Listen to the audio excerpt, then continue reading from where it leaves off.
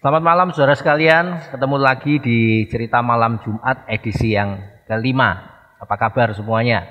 Nah, malam hari ini saya kedatangan tamu istimewa. Namanya Pak Alex.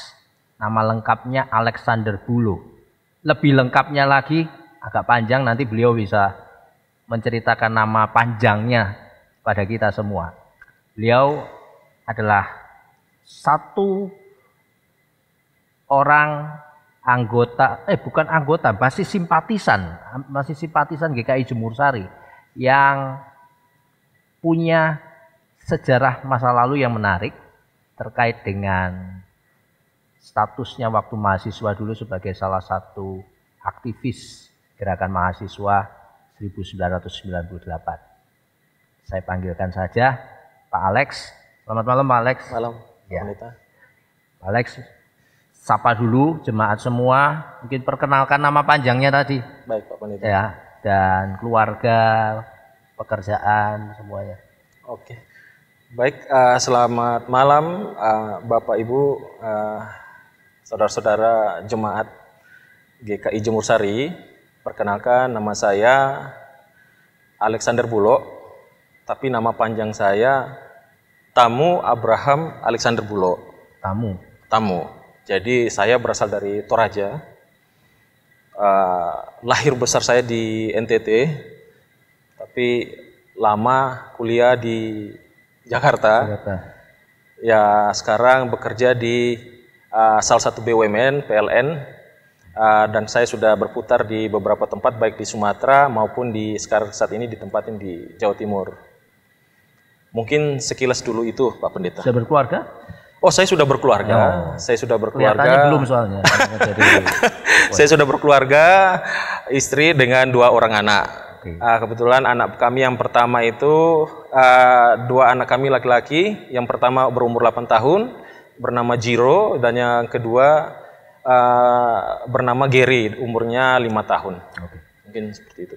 Sebelum kita lanjut, saudara, mari kita bersatu dalam doa.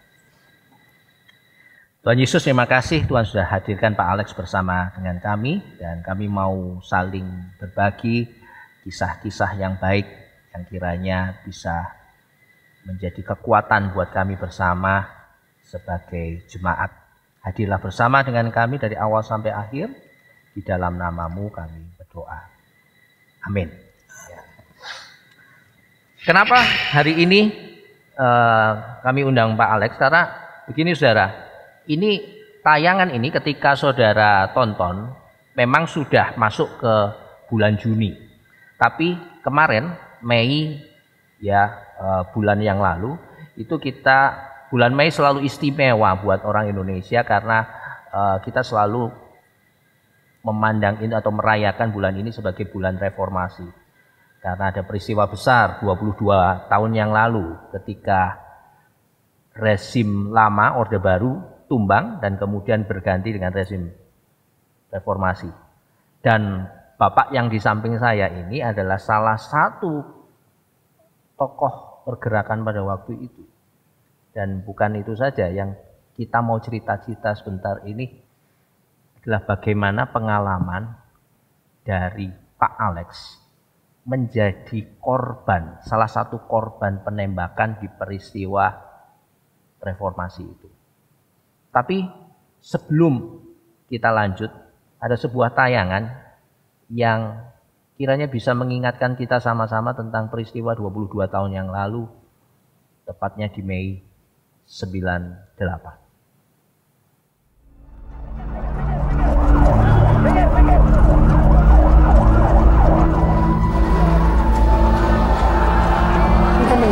Untuk itu kalau Bapak pun juga masih punya peri kemanusiaan, sekali lagi dengan tegas saya mohon dengan Bapak dengan sangat demi kawan-kawan kami, jangan sampai terjadi jatuh korban lagi. Tolong Pak, dan pasukan Bapak dan kawan-kawan tidak akan terpancing dengan emosional.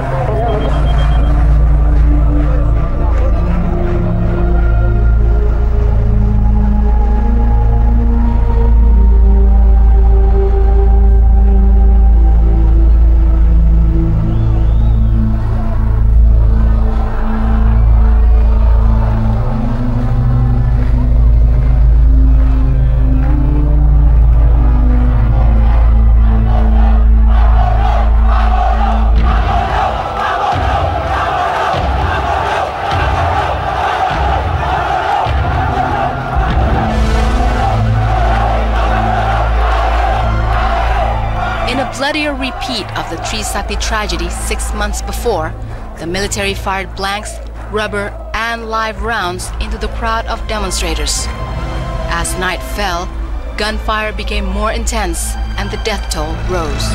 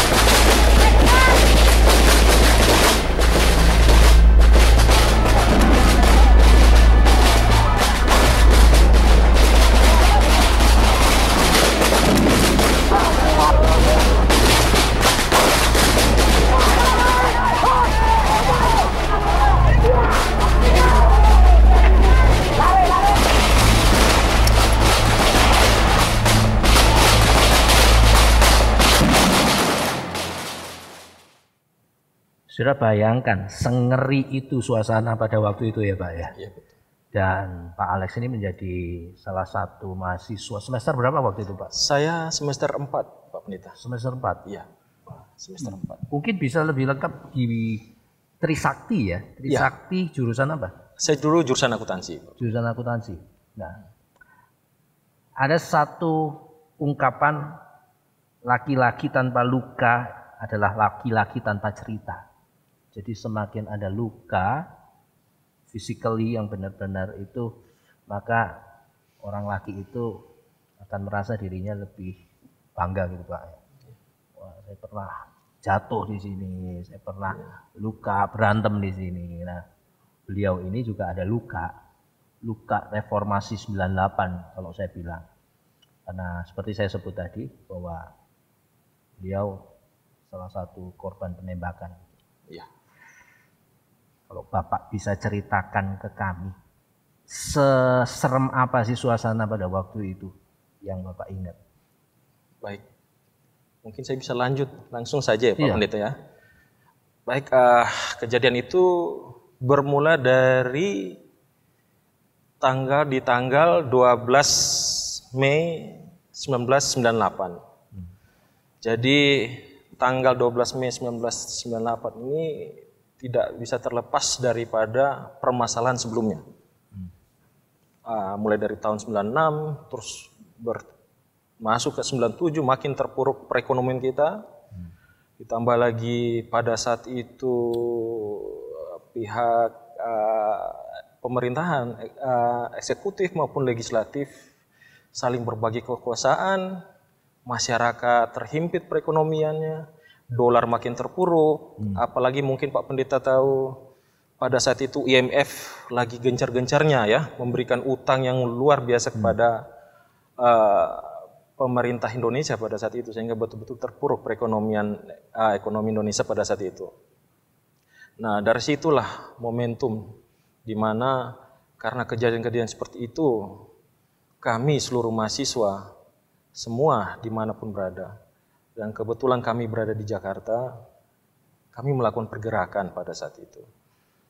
Sebelum kami memang sudah ada mahasiswa-mahasiswa yang bergerak, baik yang di Jogja, UGM, juga maupun di Medan, dan lain sebagainya. Tapi yang momentum kami ini di Jakarta ini, di mana pada saat itu kami melihat ini sudah saatnya harus mobilisasi mahasiswa, karena di situ kami melihat sudah seharusnya mahasiswa seluruh Jakarta harus turun pada saat itu, karena Jakarta adalah merupakan ibu kota negara. Makanya mahasiswa itu harus turun untuk mensuarakan permasalahan-permasalahan di masyarakat yang terjadi pada saat itu. Nah, saya waktu itu semester 4 kami dulu bersama-sama di tanggal 12 Mei 1998 itu melakukan orasi, melakukan mimbar bebas di kampus Universitas Trisakti dari pagi sampai menjelang siang. Nah, di siang itu kami melihat suara kami ini seharusnya jangan sampai di sini, tapi harus ke lembaga terhormat, yaitu di DPR MPR. Dan kami harus long march ke sana. Singkat cerita, kami keluar bersama dengan seluruh sivitas akademika, dan itu bukan saja mahasiswa. Bukan Trisakti aja ya itu? Kebetulan pada saat itu, karena kita di lokasi Grogol, jadi itu turut serta itu mahasiswa Trisakti dan Tarumanegara. Karena di situ ada universitas besar, mahasiswa Trisakti dan Tarumanegara. Tapi memang mayoritas adalah mahasiswa Trisakti pada saat itu. Dan di siang hari itu kita turun, dan itu bukan hanya mahasiswa Pak Pendeta. Jadi itu semua sivitas, jadi semua elemen yang ada di dalam Universitas Trisakti, termasuk dosen, termasuk karyawan, dan semua kita turun. Jadi kita menyuarakan dengan aksi damai. Pada saat itu kita melakukan long march. Kebetulan teman-teman pada saat itu mungkin Bapak Ibu pernah dengar Mbak Wanda Hamida kan salah satu aktivis juga, dan beliau juga Alia Rohali juga turun juga sama-sama dengan kita membagikan bunga mawar pada saat itu Pak Pendeta. Karena waktu itu kita pas keluar ke aparat ya. Ke aparat pada saat itu.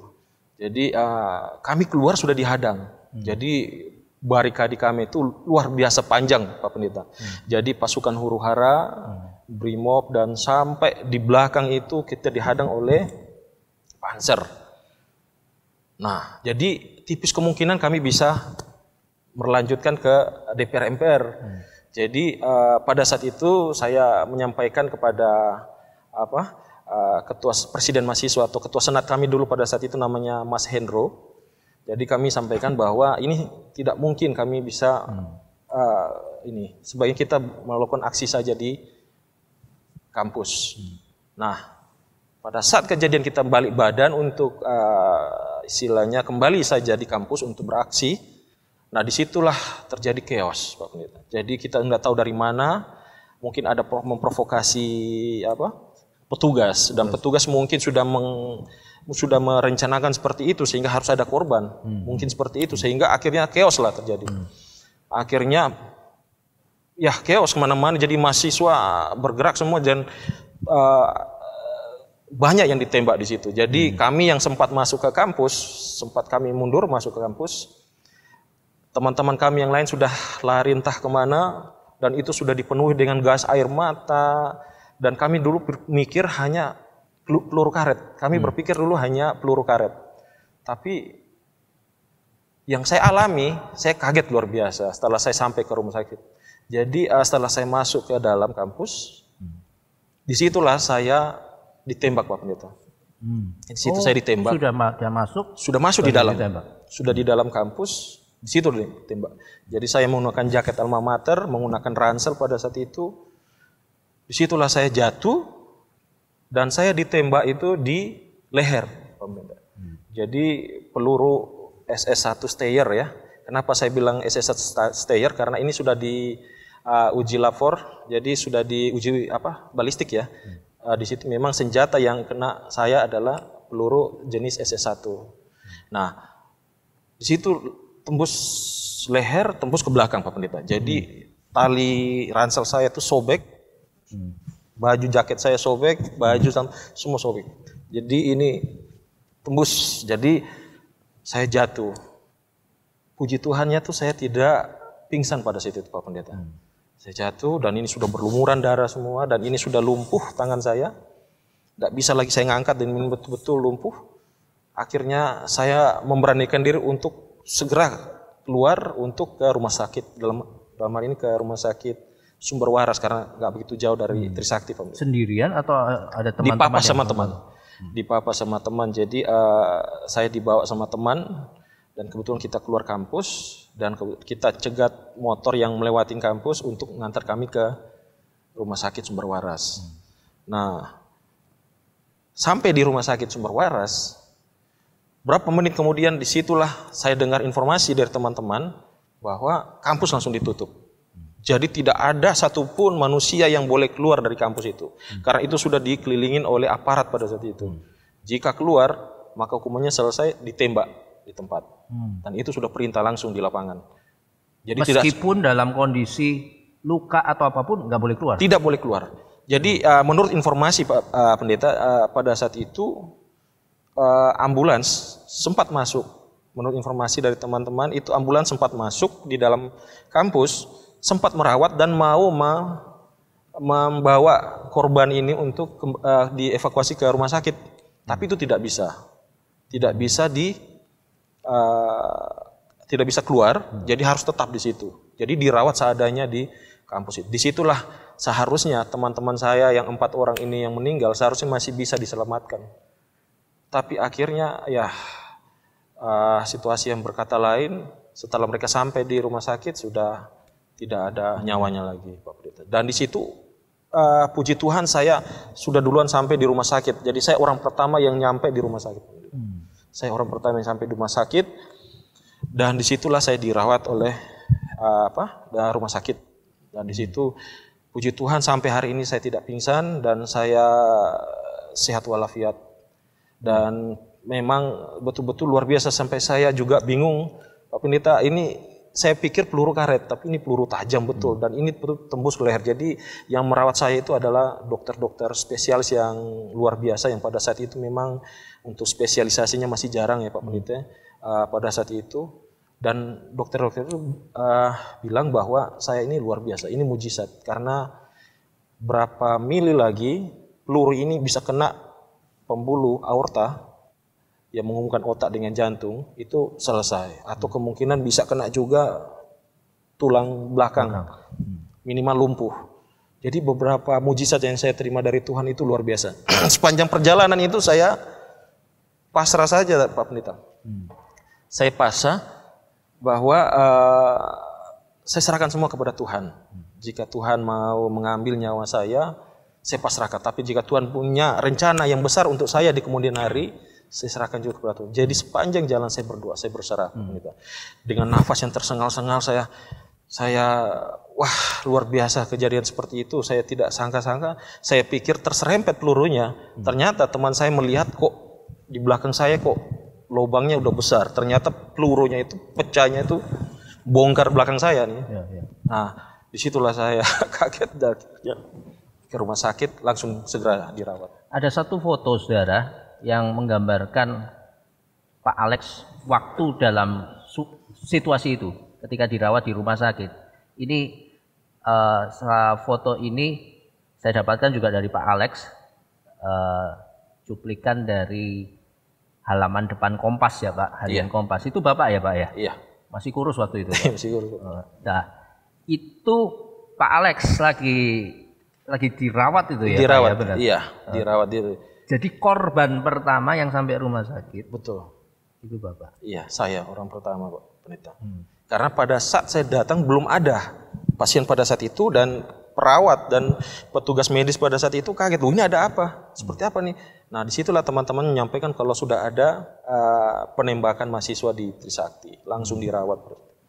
Sempat cerita juga kemarin Bapak sama saya, bahwa setelah sampai di rumah sakit dirawat berapa lama itu Pak? Saya rawat inap itu 1 bulan 2 minggu. 1 bulan 2 minggu. Pada periode itu pun belum serta-merta bisa merasa aman gitu ya. Sempat ada upaya-upaya untuk penculikan. Iya. Jadi pada saat kami dirawat di rumah sakit, teman-teman itu sempat berapa kali itu mendapatkan ada petugas intel pada saat itu untuk mau mengambil kami, beberapa korban itu dari rumah sakit. Tapi karena ketahuan, kabur intelnya. Jadi puji Tuhan rumah sakit kami itu Pak Pendeta dijaga oleh teman-teman aktivis mahasiswa. Sehingga mereka nginap di situ, tidur di situ, sehingga puji Tuhan ya kita terhindar dari masalah penculikan seperti itu. Kalau dengar cerita tadi sedramatis itu, sebenarnya bisa nggak saya bilang bahwa sebenarnya pada momen tertembak itu Pak Alex pun sudah sudah siap sebenarnya untuk dijemput oleh kematian. Betul.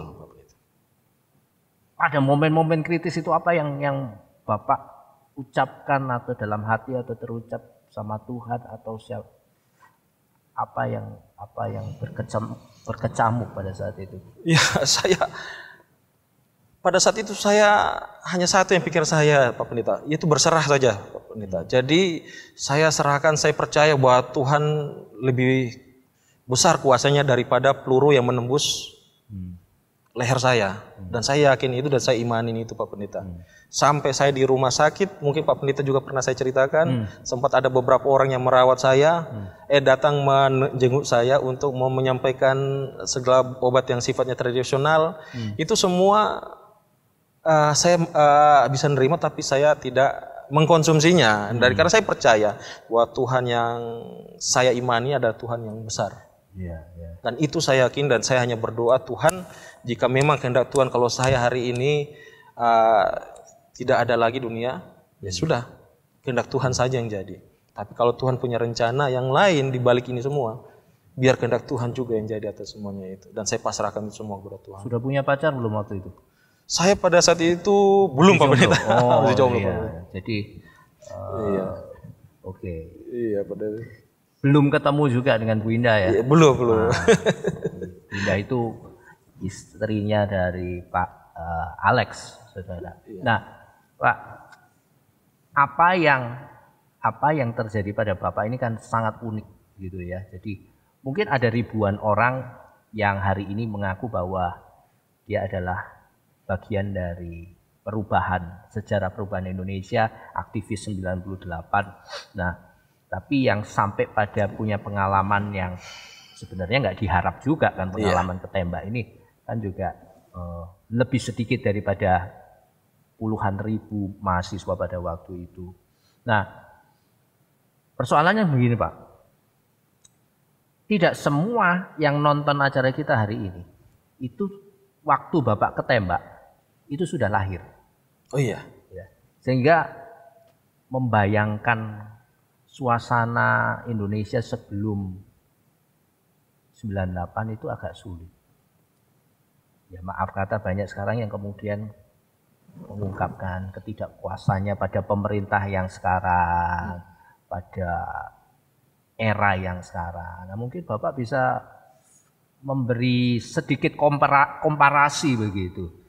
Orang yang hidup ada dua generasi ini, dua periode waktu ini. Nah, seperti apa Pak? Baik, gini Pak Pendeta, mungkin saya dan Pak Pendeta pun juga pernah ngalami ya masa-masa seperti itu. Jadi dulu terus terang aja masa rejim Orde Baru pada saat itu, yang saya gambarkan pada saat itu betul-betul suasana mencekam. Setiap pergerakan, setiap perkumpulan sekelompok orang atau pemuda apapun juga kalau dalam situasi berdiskusi itu jika ketahuan berkelompok ya bisa langsung diintimidasi. Itu satu. Jadi pada saat itu betul-betul kita dalam suasana ketakutan karena penculikan, suasana karena ditembak oleh Petrus ya, penembak misterius. Mungkin Pak Pendeta pernah dengar ya, penembak misterius pada saat itu. Dan juga kita tidak tahu tiba-tiba ada saja orang yang menyuarakan suatu ketidakadilan, bisa aja besoknya sudah hilang. Kemudian di mana demokrasi pada saat itu betul sama sekali nol besar kalau kami lihat. Tidak ada yang namanya saat ini bisa berkicau, berkata-kata dan lain sebagainya. Dulu betul-betul demokrasi itu menghina presiden. Wah, apalagi Pak Pendeta itu kan tidak selesai. Besok sudah selesai. Terus kemudian ekonomi juga pada saat kita terus terang Hutang pada saat itu betul-betul luar biasa karena kita diberikan hutang oleh IMF pada saat itu sehingga ekonomi itu makin terpuruk. Ditambah lagi pada saat itu pembagian kekuasaan oleh mohon maaf Pak Pendeta, klan-klan penguasa pada saat itu yang sudah berbagi kekuasaan di eksekutif maupun legislatif sehingga pada saat itu tidak adanya kemurnian lagi di dalam dalam perekrutan suatu pejabat negara. Jadi asal Bapak senang ditunjuk besoknya sudah jadi. Nah, hal-hal ini yang kami suarakan pada saat itu. Kami lihat betul-betul tidak adanya ketidakadilan. Nah, kalau kita bandingkan dengan saat ini, luar biasa jauh Pak Pendeta. Karena apa saya bilang gitu? Karena pada saat ini, pertama demokrasi sudah jalan. Pilpres sudah jalan, sesuai yang dikehendaki rakyat, siapa yang mau dia pilih, silakan. Terus kemudian fungsi daripada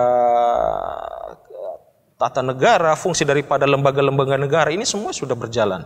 Memang ada beberapa yang perlu perbaiki, itu kan namanya normatif ya Pak Pendeta. Karena apapun juga demokrasi itu yang penting itu sudah berjalan. Dan itu semua sudah kembalikan kepada masyarakat dan masyarakat yang memilih. Dan saat ini kan masyarakat bisa aja bersuara kapanpun media sosial. Cuma satu yang harus kita pahami bahwa namanya lambang negara itu tetap harus dihargai apapun. Dan itu ada undang-undangnya.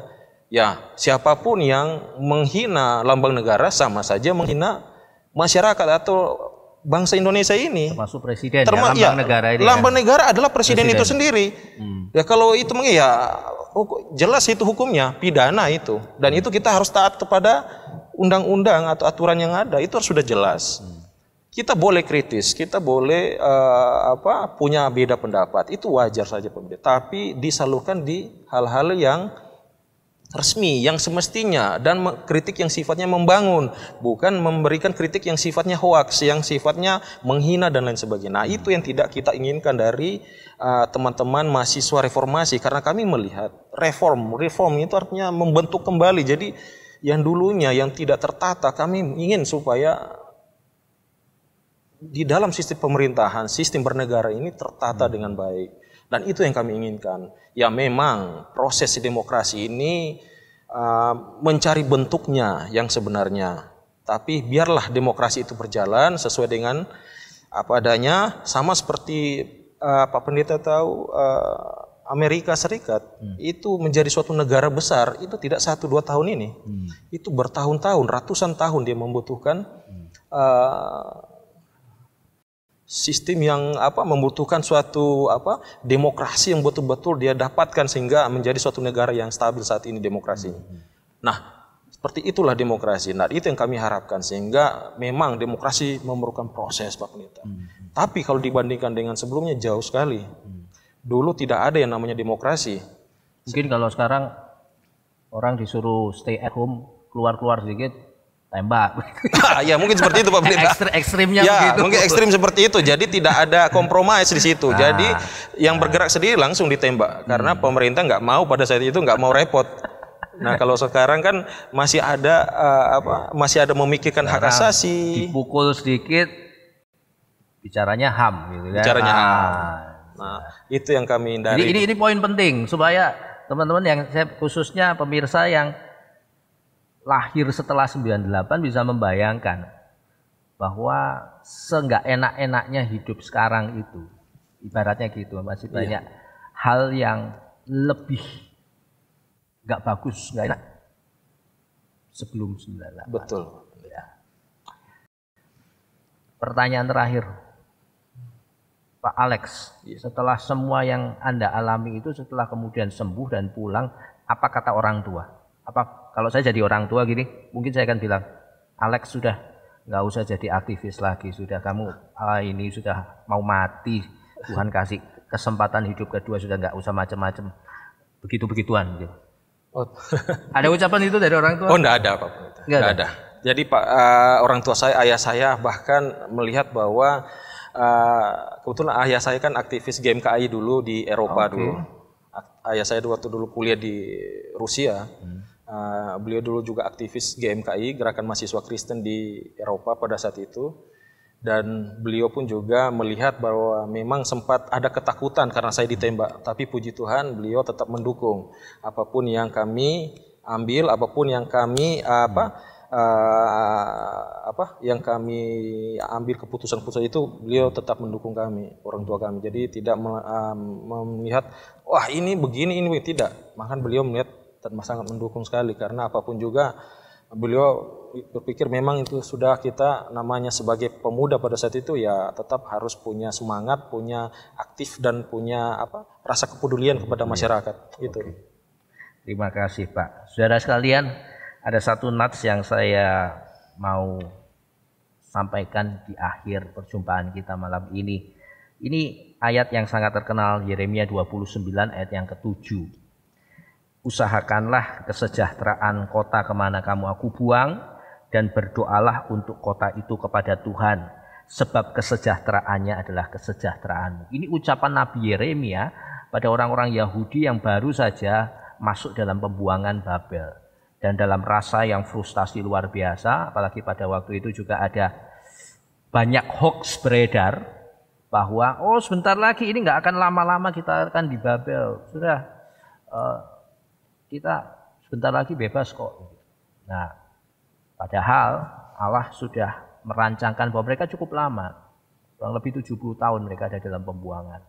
Dan dalam periode yang lama itu, yang cukup lama, Yeremia justru punya message yang berbeda. Kamu harus mengusahakan kesejahteraan Babel. Kota kemana kamu aku buang, berdoalah untuk kota itu. Sebab kalau Babel sejahtera, kamu juga sejahtera. Seringkali sebagai orang Kristen yang secara kuantiti jumlah nggak terlalu besar di Indonesia ini, kita seringkali memandang Indonesia itu dalam tanda kutip bukan rumah kita. Itu rumah mereka, bukan rumah kita. Jadi ngapain kita repot, ngapain kita berjuang seperti perjuangan yang dilakukan oleh Pak Alex dan teman-temannya, apalagi resikonya kematian segala. Tapi Yeremia mengingatkan kita bahwa kemanapun Tuhan tempatkan kita, usahakanlah kesejahteraan ke tempat kamu aku buang.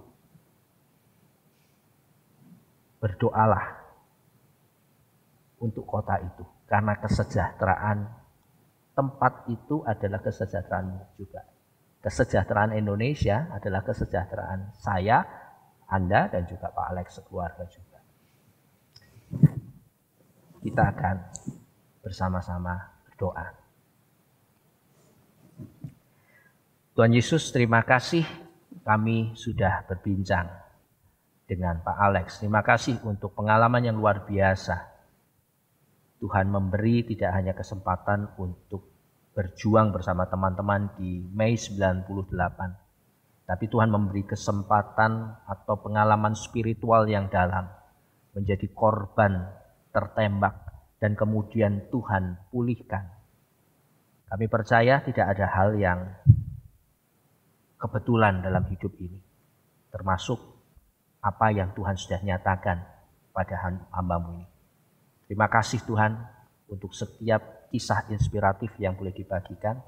Berkati Pak Alex, berkati Bu Indah, berkati Gary dan juga Jiro, keluarga kecil ini.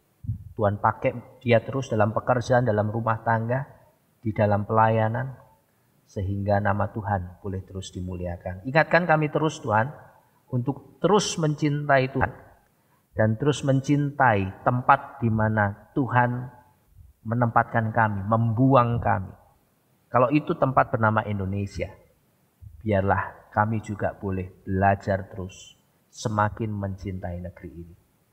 Di dalam nama Tuhan Yesus, kami bersyukur. Amin.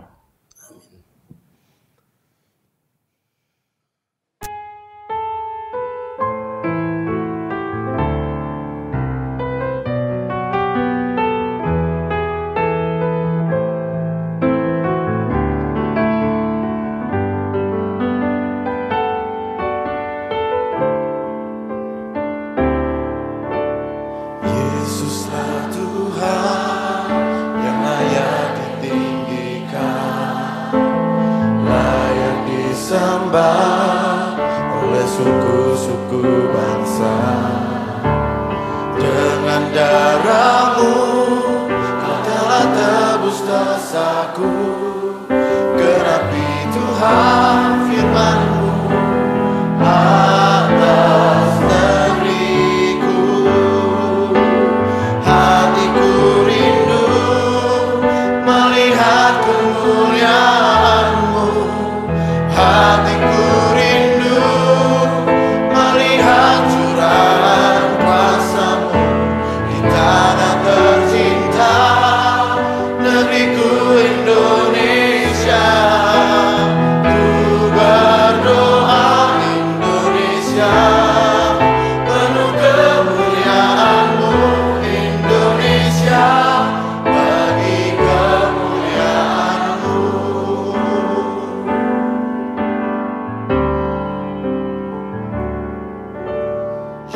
Yesuslah Tuhan yang layak ditinggikan, layak disembah oleh suku-suku bangsa.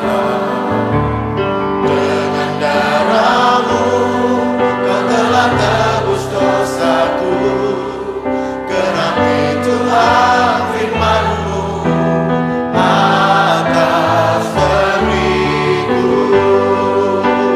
Hatiku rindu melihat kemuliaan-Mu, hatiku rindu melihat curahan kuasa-Mu di tanah tercinta, negeriku Indonesia. Ku berdoa Indonesia penuh kemuliaan-Mu, Indonesia bagi kemuliaan-Mu. Ya aku nyatakan kemuliaan-Mu, ya aku nyatakan curahan kuasa-Mu di tanah tercinta, negeriku Indonesia.